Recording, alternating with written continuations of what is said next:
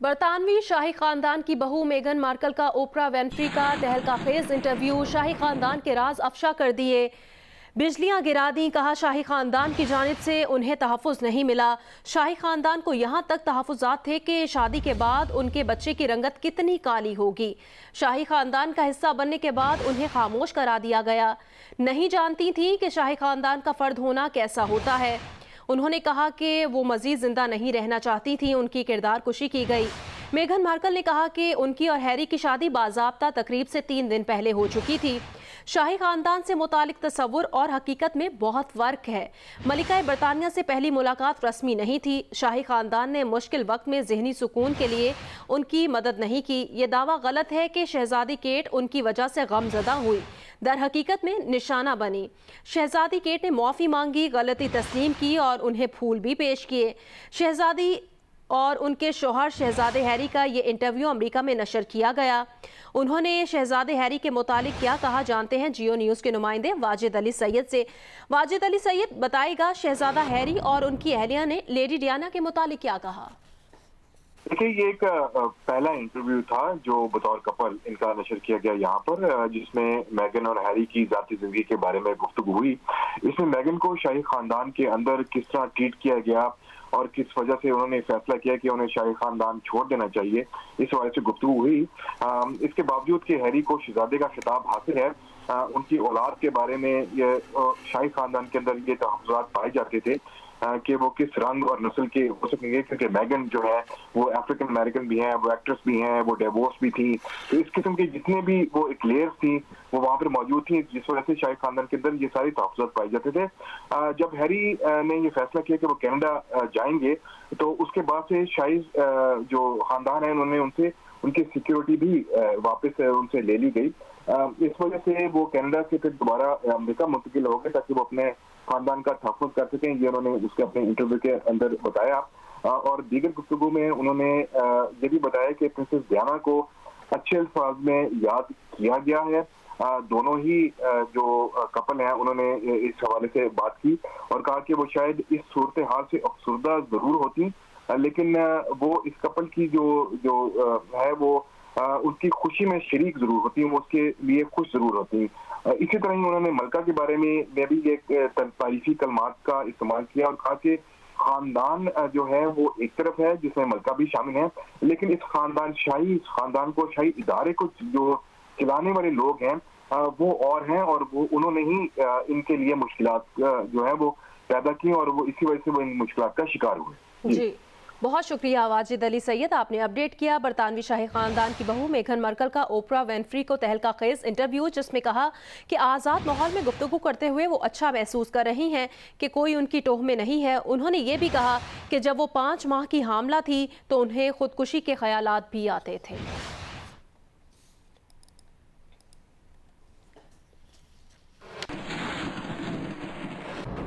آگے بڑے موسم سے متعلق اپڈیٹ کریں۔ اسلام آباد میں گزشتہ رات کی بارش کے بعد خنکی لوٹ آئی ہے۔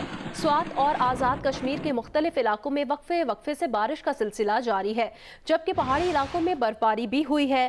کچھ علاقوں میں تیز ہوا کے ساتھ یالہ باری کی بھی اطلاعات ہیں۔ بابوسر، ناگا پربت اور تانگیر ویلی میں برف باری ہوئی ہے، جبکہ چیلاس شہر اور گردونواح میں موسلادھار بارش سے سردی کی شدت میں اضافہ ہو گیا ہے۔ بارش اور برف باری کے باعث شاہراہ قراقرم پر لینڈ سلائیڈنگ کا خدشہ بھی ظاہر کیا جا رہا ہے۔ محکمہ موسمیات کا کہنا ہے آج بالائی خیبر پختونخوا، شمال مشرقی پنجاب، کشمیر اور گلگت بلتستان میں تیز ہوائوں کے ساتھ بارش کا امکان ہے، جبکہ ملک کے دیگر علاقوں میں موسم خشک رہنے کی پیش گوئی کی گئی ہے۔ تفصیلات بتائیں گے جیو نیوز کے نمائندے کامران خان۔ جی، محکمہ موسمیات کے مطابق آئندہ 24 گھنٹوں کے دوران ملک کے میدانی علاقوں میں موسم خشک رہے گا، تاہم بالائی خیبر پختونخوا اور اس کے علاوہ شمال مشرقی پنجاب، کشمیر، گلگت بلتستان میں گرج چمک کے ساتھ بارش کا امکان ہے۔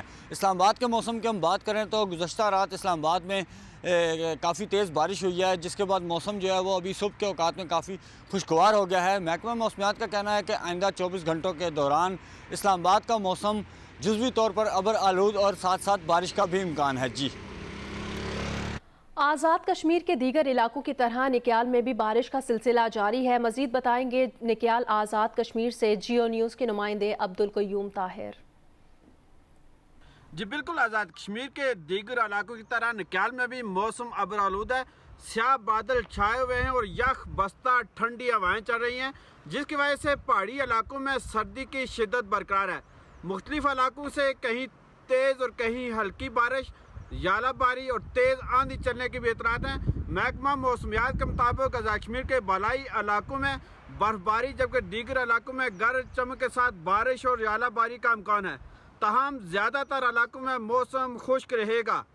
درجہ حرارت کی بات کی جائے تو راولہ کوٹ میں 6.5، نکیال میں 10.5 اور کوٹلی میں 18.9 ریکارڈ کیا گیا۔ جی سی ٹی ڈی نے مستونگ میں آپریشن کر کے کالعدم تنظیم کے 5 مبینہ دہشت گردوں کو ہلاک کر دیا۔ ترجمان سی ٹی ڈی کے مطابق مستونگ کے علاقے سپلنجی میں خفیہ اطلاعات پر دہشت گردوں کو ٹھکانے پر چھاپا مارا گیا، جس پر دہشت گردوں نے سی ٹی ڈی پر فائرنگ کی۔ جوابی فائرنگ میں کالعدم تنظیم کے 5 دہشت گرد ہلاک اور 2 فرار ہو گئے۔ فائرنگ کے تبادلے میں ایک سی ٹی ڈی اہلکار بھی زخمی ہوا۔ ہلاک دہشت گردوں کے ٹھکانے سے اسلحہ اور گولہ بارود بھی برآمد ہوا ہے۔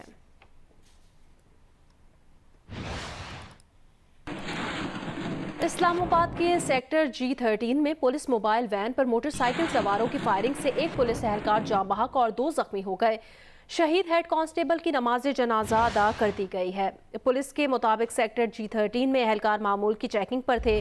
اس دوران موٹر سائیکل سوار ملزمان نے فائرنگ کر دی۔ فائرنگ سے سب انسپیکٹر جمیل، ہیڈ کانسٹیبل قاسم اور کانسٹیبل کیسر زخمی ہو گئے، جنہیں اسپتال منتقل کر دیا گیا۔ تاہم ہیڈ کانسٹیبل قاسم دوران علاج دم توڑ گیا۔ وزیر داخلہ شیخ رشید احمد نے واقعے کا نوٹس لیتے ہوئے آئی جی سے رپورٹ طلب کر لی ہے۔ شہید اہلکار کی میت پولیس لائن میں نماز جنازہ کی ادائیگی کے بعد آبائی علاقے سرگودا روانہ کر دی گئی ہے۔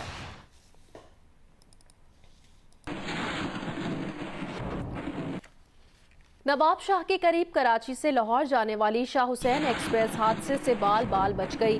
ریلوے پولیس کے مطابق کراچی ایکسپریس کے انجن کا بریک کلپ گر کر پٹریوں کے درمیان پھنس گیا تھا۔ کراچی ایکسپریس ٹرین کے بعد شاہ حسین ایکسپریس اسی ٹریک پر پٹری میں پھنسے کلپ کانٹے کے قریب پہنچ گئی۔ تاہم شہریوں نے شاہ حسین ٹرین کو رکنے کا اشارہ کیا۔ انجن ڈرائیور نے شہریوں کا اشارہ دیکھ کر ٹرین روکی۔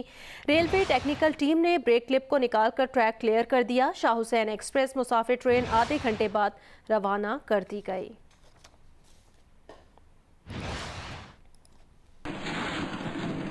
کراچی میں دوسری سالانہ خواتین کانفرنس اختتام کو پہنچی۔ کانفرنس کے آخری روز مختلف موضوعات پر 7 سیشنز ہوئے۔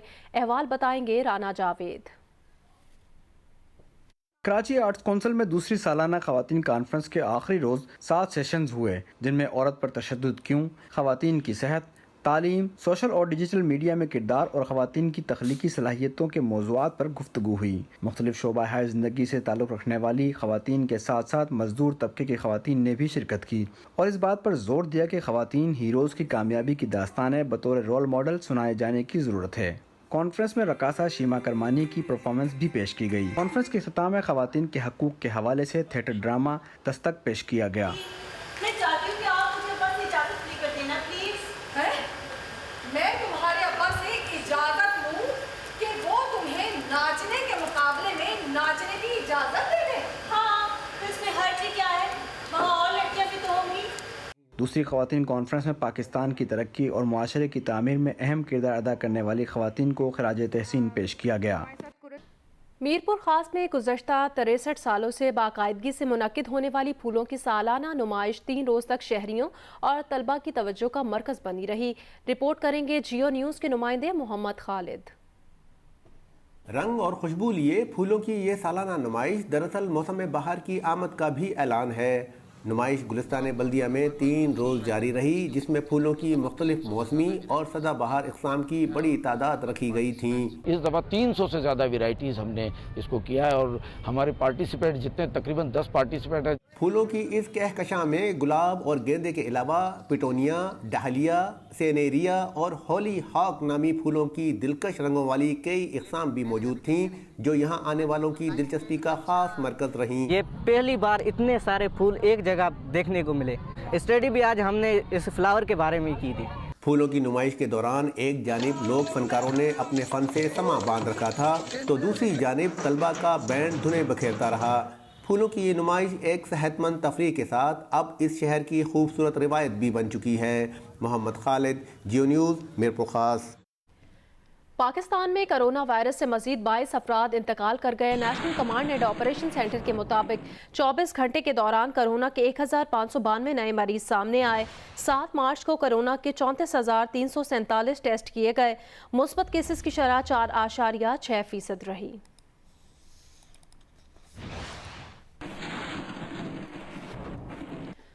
مولانا فضل الرحمان نے پی ڈی ایم کا سربراہی اجلاس آج اسلام آباد میں طلب کر لیا۔ اجلاس میں وزیر اعظم اور حکومت کے خلاف آئندہ کی حکمت عملی طے کی جائے گی۔ ذرائع کے مطابق اجلاس میں وزیر اعظم کے اعتماد کے ووٹ کے عمل کا جائزہ لیا جائے گا۔ اجلاس میں لانگ مارچ اور چیئرمین سینٹ کے انتخاب کے لیے بھی حکمت عملی پر مشاورت ہوگی۔